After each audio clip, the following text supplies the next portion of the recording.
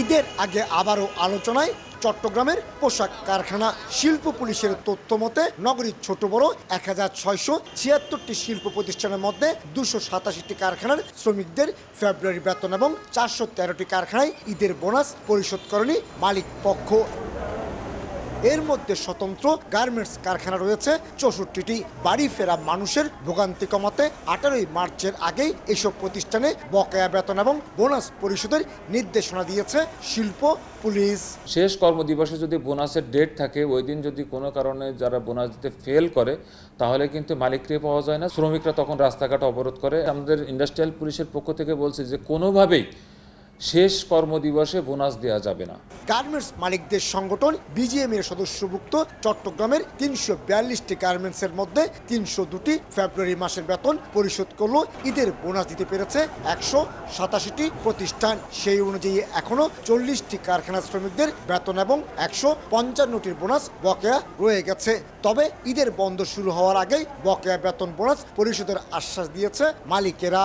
যে বাকি আছে এগুলি উইদিন ওয়ার্কিং আওয়ারের মধ্যে পরিশোধ করবেন বলে আমাদেরকে অবহিত করেছেন এবং 18 তারিখের মধ্যে পরিশোধ করবেন এরকম করে আমাদেরকে অবহিত করেছেন। প্রতি বছরই ঈদের আগে বকেয়া বেতন বোনাস নিয়ে শ্রমিকদের মধ্যে চরম অসন্তোষ সৃষ্টি হলো। এবার অনেকটা স্বস্তিতে রয়েছে গার্মেন্টস মালিকেরা।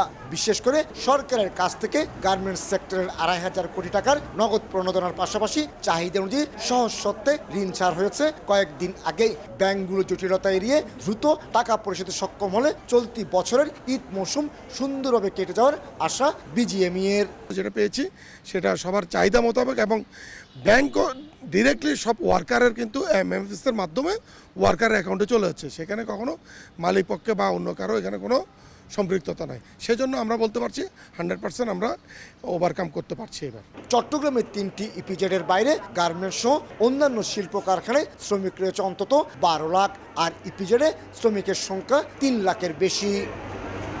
18 মার্চ শেষ কর্মদিবস, আর তার আগেই ন্যায্য বেতন এবং বোনাস নিয়ে প্রিয়জনদের সাথে ঈদের আনন্দের শরিক হতে চান দেশের লাখো গার্মেন্টস শ্রমিক।